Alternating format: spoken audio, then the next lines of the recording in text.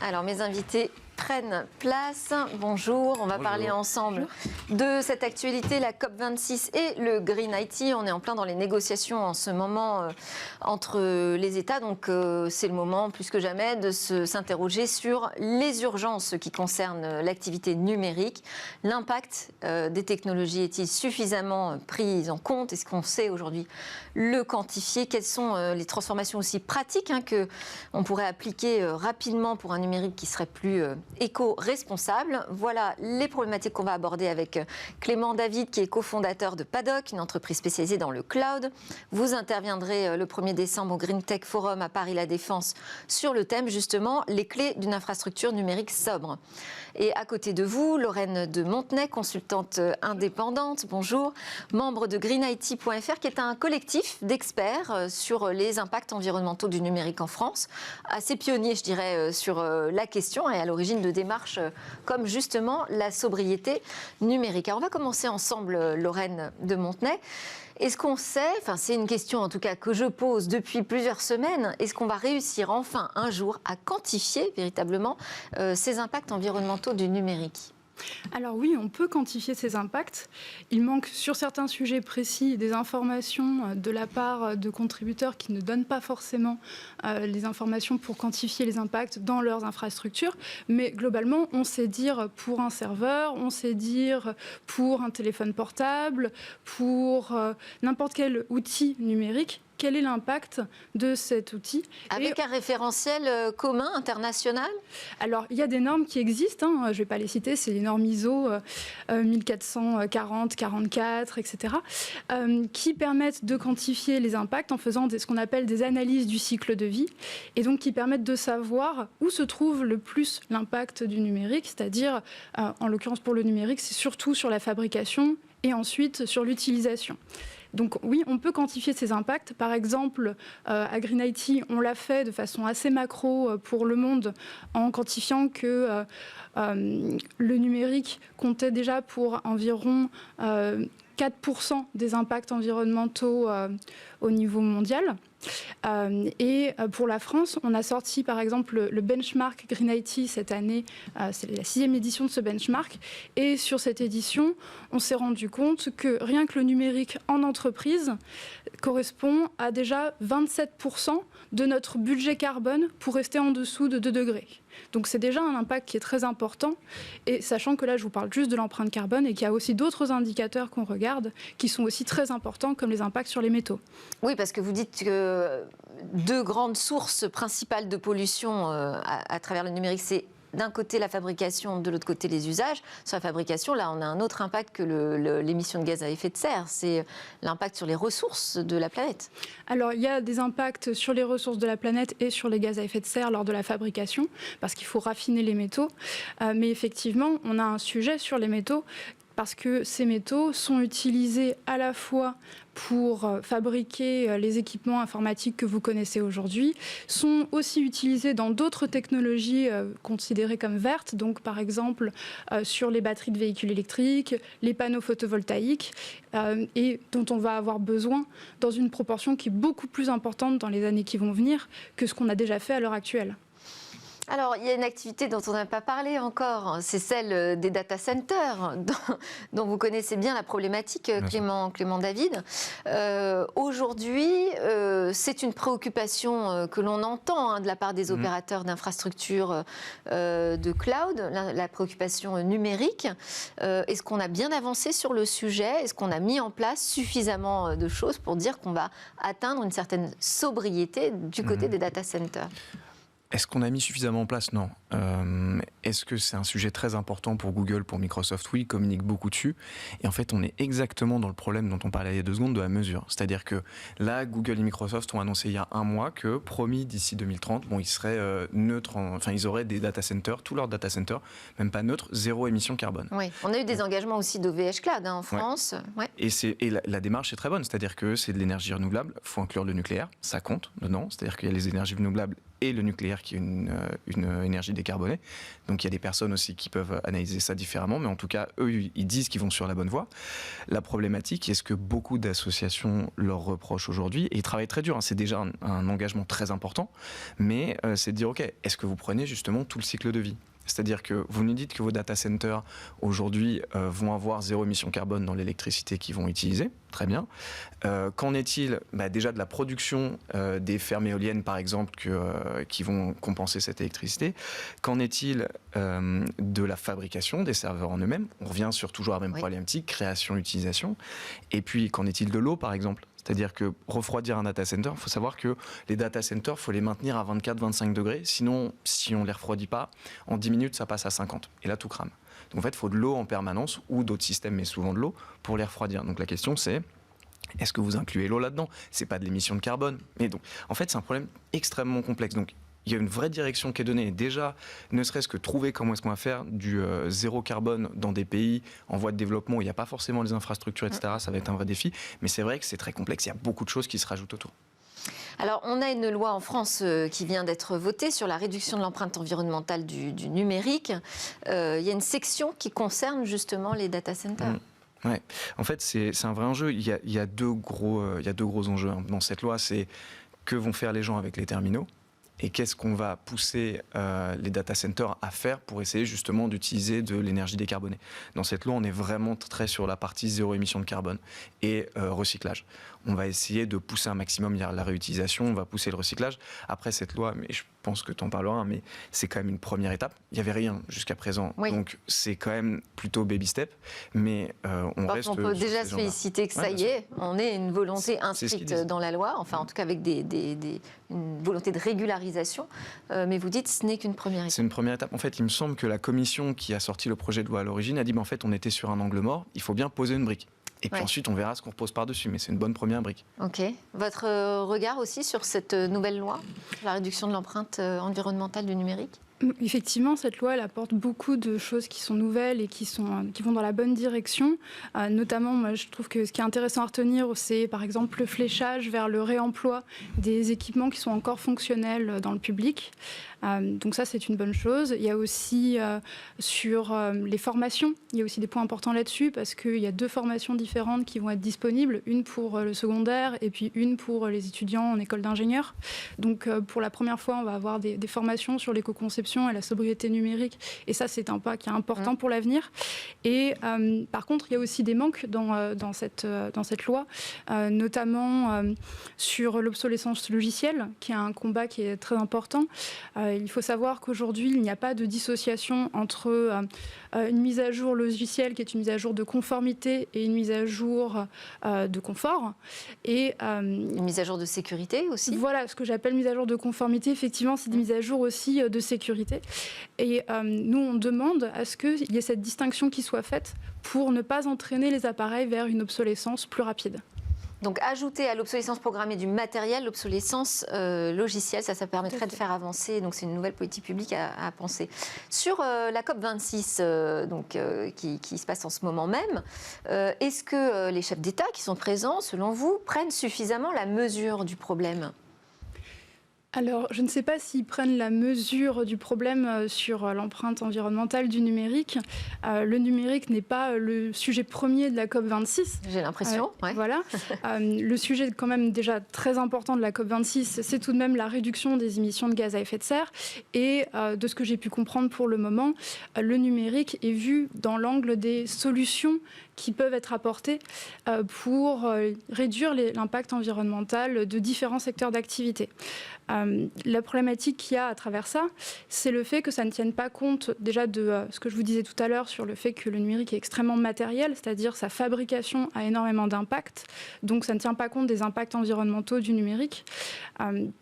C'est-à-dire qu'en fait, le bénéfice pourrait être contrarié par tout ce que ça engage en amont comme production nouvelle. Voilà, ce qui serait intéressant, c'est justement de pouvoir établir cette balance, de pouvoir savoir est-ce que dans la balance, les apports du numérique vont au-dessus des contraintes environnementales qu'ils font subir et des contraintes sur des ressources qui sont des ressources épuisables et qui sont non renouvelables et faiblement recyclables. Alors, on a vu la complexité de prendre en compte l'ensemble de la question autour des data centers, notamment Clément David. Est-ce que c'est possible d'avoir une infrastructure numérique finalement sobre ? En fait, il y a plusieurs problématiques. La première, c'est... À partir du moment où on crée, où on consomme, est-ce qu'on peut être sobre ? C'est un peu le problème. La question, c'est déjà qui a la responsabilité de quoi ? C'est-à-dire que moi, par exemple, si je suis Google ou Microsoft, en tant que, ce que je suis pas, mais en tant que cloud provider, la question c'est est-ce que je fournis des outils qui permettent d'optimiser les données de la manière dont on les stocke, dont on les transfère, dont on les consomme, etc., pour qu'après les gens qui utilisent mes services, les entreprises, puissent au mieux limiter la consommation de données. Bon, c'est un premier truc. Moi, j'ai des clients, par exemple, qui me demandent d'automatiser le fait qu'on éteigne les serveurs la nuit, comme ça, en tout cas, pas la prod, mais la pré-production, donc là où les développeurs codent, etc., comme ça, quand personne les utilise, on économise de l'énergie. J'ai des gens qui me disent, OK, est-ce qu'on peut s'assurer que je suis dans des data centers qui soient le plus écolo possible, etc. Mais après, ça veut dire que c'est une responsabilité aussi de l'entreprise cliente. En fait, il y a la question du service cloud. Exactement, il y a la question de je fais du cloud. Ouais. Donc si je fais du cloud, c'est déjà pas mal parce que ça veut dire qu'on mutualise. Il n'y a pas chaque entreprise qui a son data center, etc. Puis il faut savoir que c'est tellement une question de marge, une question de coût. Et c'est là qu'il y a de l'optimisme, c'est qu'en fait, plus on va économiser, plus les entreprises vont être écolo, entre guillemets, parce qu'elles ont de l'argent à y gagner. Mais Google, OVH, AWS, ils sont très très bons pour optimiser les coûts, pour optimiser l'énergie, parce que ça tape dans leur marge. Donc ça, les entreprises qui ont leur propre serveur privé ont moins cette problématique, ce savoir-faire. Donc le cloud, c'est déjà une ressource intéressante. Après, dans la manière dont les entreprises l'utilisent, il y a beaucoup de choses à faire. Après, ça ne va pas résoudre la question qui est oui, mais on utilise quand même énormément d'énergie, on peut optimiser ce qu'on veut. Si le nombre de données qui est utilisé, consommé parce que la 5G, parce que, etc., croît de manière exponentielle, on va utiliser 400% de plus en l'optimisant de 20%. L'impact du numérique sera quand même pas top. Donc les problématiques vont beaucoup plus loin que simplement est-ce que les data centers sont écolos ou pas, quoi. Alors, si on veut réduire quand même son empreinte environnementale, il y a quand même des choses à faire et ça n'impacte pas forcément la performance. Si j'en crois le livre de Frédéric Bordage, qui est le fondateur de Green IT, qui a sorti donc Tendre vers la sobriété numérique, il y a des choses quand même pratiques qu'on peut mettre en place aujourd'hui. Oui, tout à fait. Il y a plein de choses pratiques qu'on peut mettre en place.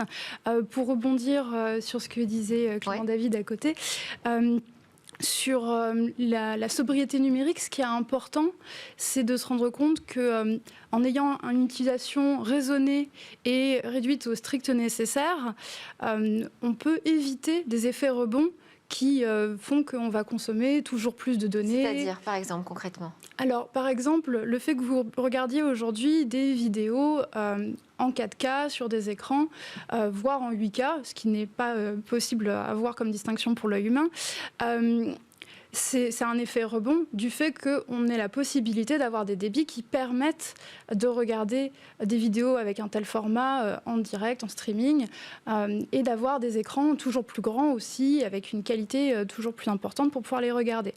On n'a pas forcément besoin d'utiliser cette 4G, cette 4K et cette 8K. Et dans certains cas, comme par exemple dans le cas du cinéma, là, ça peut se justifier, mais dans d'autres cas, ça n'est pas forcément justifié. Alors là, c'est pas évident de savoir quand est-ce que le bon technologique se justifie ou pas. Alors la question, tant qu'on l'a pas utilisé, on ne peut pas tellement le savoir. La question est de savoir, est-ce que moi j'en ai besoin au quotidien ? Par exemple, si je ne travaille pas dans le cinéma, la réponse, assez rapidement, elle va être non. J'en ai pas besoin, puisque je ne travaille pas dans le cinéma et que je n'ai pas besoin de zoomer à ce point dans une image. Donc, la question va être, moi en tant qu'individu, moi en tant qu'entreprise, qu'est-ce que je peux faire pour réduire mes impacts environnementaux ? Tout d'abord, je peux commencer par essayer de mesurer ces impacts. Donc, si je suis une entreprise, mesurer mes impacts, mesurer du coup où sont les points qui ont le plus d'impact dans ma DSI, et ensuite travailler à partir de ces points-là pour pouvoir réduire les impacts environnementaux du numérique dans ma DSI. Donc ça peut être par exemple en termes de gouvernance, en ayant un responsable Green IT qui va suivre de près ces indicateurs et qui, avec un budget spécifique, va pouvoir ensuite faire entrer dans la feuille de route de la RSE la stratégie Green IT. Ça va être en réduisant le nombre de fois où on utilise un deuxième écran. Ça va être ensuite le nombre de fois où on va je ne sais pas, recourir à un téléphone portable professionnel alors qu'on sait déjà que ses salariés sont équipés d'un autre téléphone, etc. Il y a plein de petites choses comme ça qui permettent de réduire de façon très importante les impacts environnementaux du numérique en entreprise. Et ensuite, en tant qu'individu, ça va être aussi dans le fait de raisonner son utilisation et de se poser la question chaque jour avant d'agir quand j'utilise le numérique, est-ce que à ce moment précis j'en ai besoin?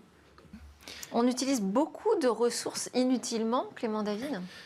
Oui, déjà. Oui. Réponse simple. Et puis, c'est vrai que la première guerre à mener, c'est les terminaux. C'est-à-dire que, quand on dit terminaux, donc les téléphones, les ordinateurs, etc., les entreprises sont... Jusqu'ici, on était plutôt dans la guerre de s'équiper. Il fallait équiper tout le monde. C'est ça. Le maximum de terminaux. Alors là, maintenant, on revient sur cette doctrine. En fait, c'est ce qui consomme le plus. De toute manière, que ce soit en termes d'émissions de CO2 ou consommation de ressources, les terres rares, etc., c'est la construction des terminaux. Point barre. C'est le premier combat à mener. En fait, la loi Rennes dont on parlait, pour réduire l'impact du numérique, c'est l'impact environnemental. En fait, leur grand sujet, c'est comment est-ce qu'on réduit les terminaux, comment est-ce qu'on recycle, etc. Et en fait, en entreprise, c'est pareil. Et les entreprises qui bougent, il y en a beaucoup qui savent pas comment faire aujourd'hui. Il y en a beaucoup qui frisent un petit peu, mais en fait, elles bougent en commençant par OK, on réduit les terminaux. Et c'est un truc que tout le monde peut comprendre. On va pas forcément rééquiper toute notre flotte de commercial de téléphones 5G parce qu'ils en ont pas besoin, etc. Et là, pour le coup, c'est les mouvements qui se font beaucoup.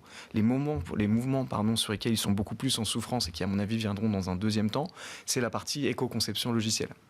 Donc comment mes logiciels consomment moins. Vous n'avez pas vraiment axé sur le recyclage, mais il y a une vraie problématique du nombre de terminaux qui dorment dans des placards, dans des salles stockées parce qu'ils ne sont plus du tout utilisés. On ne sait pas quoi en faire aujourd'hui. Et les filières ne sont pas forcément très claires. Alors, les filières existent.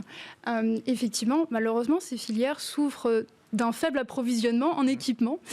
Donc, chacun, sachez que quand vous avez des équipements qui dorment dans vos tiroirs, vous pouvez les ramener là où vous les avez achetés ou dans n'importe quel magasin qui vend des équipements électroniques et ils sont tenus de les reprendre. C'est dans la loi. Donc, et juste si je peux me permettre, parce que Emmanuel Macron, dans le discours France 2030, de toute façon, dit oui, la France, on a un problème. On parlait beaucoup d'indépendance et de souveraineté. La France a un problème qui est on n'a pas de terres rares. On n'a pas de ces matériaux pour produire. En revanche, on a les terminaux sur le territoire qui les ont déjà utilisés. Et donc, en fait, les matières sont présentes à l'intérieur. Et donc, il y a encore des choses technologiquement compliquées. Mais un des grands points du président, c'était de dire on investit sur des filières de recyclage pour essayer d'avoir une souveraineté vis-à-vis de ces matériaux en gardant et en réutilisant ceux qu'on a déjà achetés via des téléphones qui ont été construits à l'étranger. Donc, c'est une vraie piste du gouvernement. Oui, ça vous semble possible, ça ? En fait, on parle d'un plan France 2030. Il y a beaucoup de choses qui sont compliquées. Mais en tout cas, le gouvernement parle d'investir plusieurs centaines de millions sur cette question. Donc aujourd'hui, il y a beaucoup de choses qu'on ne sait pas faire, mais si c'est un point focus du gouvernement, pourquoi pas ? Bon, ça veut dire que du côté des politiques publiques, il y a une évolution, une maturité, en tout cas sur ces sujets. Qu'en est-il du côté des entreprises ? Parce que je sais que vous avez un benchmark Green IT sur la maturité des entreprises. On en est où aujourd'hui ? Alors, au niveau de la maturité des entreprises, pour la première fois... Sur cette problématique de sobriété numérique. Oui, sur la problématique de la sobriété numérique, pour la première fois, on atteint un plancher. Comme s'il y avait une sorte de plafond de verre. Les entreprises qui ont participé à notre benchmark ont fait énormément de progrès dans les dernières années sur des progrès qui pouvaient se faire rapidement en coupant à la source des émissions.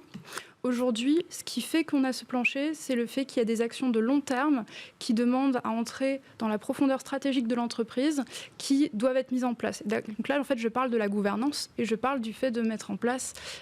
Gouvernance, c'est-à-dire, la question, c'est d'avoir un vrai responsable, c'est ça ? Sobriété numérique ? C'est ça, c'est d'avoir un responsable de la sobriété numérique ou un responsable Green IT au sein de la DSI qui est chargé de suivre ces sujets-là de près, de porter ces sujets-là de près avec un budget alloué pour cela et qui va être inscrit dans la stratégie RSE de l'entreprise. Donc à partir du moment où vous avez ce levier qui est mis en place, vous entrez dans une dimension qui est beaucoup plus intéressante au-delà des petites actions qu'on peut mener et là on peut vraiment... Est-ce que c'est pas le responsable RSE, excusez-moi, qui est censé charger de ce sujet, normalement ?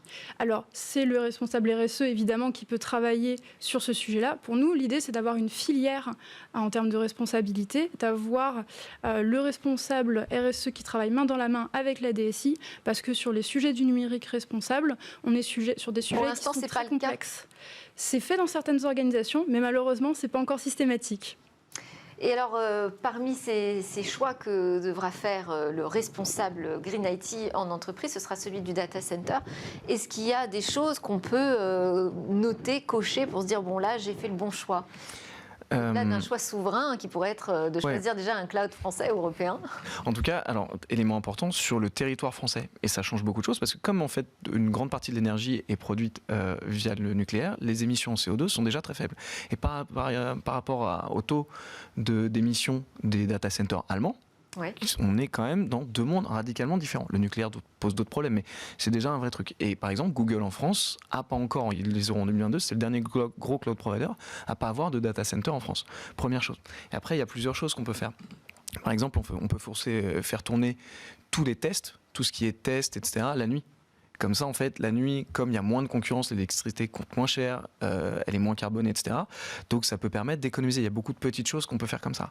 Après, comme je vous le disais, la question de comment les entreprises ont déjà tellement souffert pour passer à des équipes tech performantes, qui arrivent à délivrer, qui sont focus sur les DSI. Aujourd'hui, c'est un poste. Moi, pour rien au monde, je veux être DSI. C'est les premiers mecs qui sautent quand il y a un problème sur un projet numérique, etc. Leur vie est dure. C'est vrai qu'on fait rentrer un nouveau paramètre. Ils ont à peine absorbé le côté on peut délivrer des produits tech, que maintenant il faut des produits tech responsables. C'est là où je te rejoins, c'est qu'il faut des gens formés à ça, parce que le DSI, lui, alors, son sujet... Ça veut dire qu'il faut avoir les compétences et donc passer par la formation, ce qui est en train d'être enclenché. Merci beaucoup à tous les deux. On pourrait continuer sans fin sur ce sujet, mais on le traite à plusieurs reprises dans Smart Tech, donc vous serez réinvités. Merci Lorraine de Montenay, consultante, membre de greenIT.fr, et Clément David, fondateur de Paddock. Allez, on part en pause et juste après, on va parler du monde du cybercrime.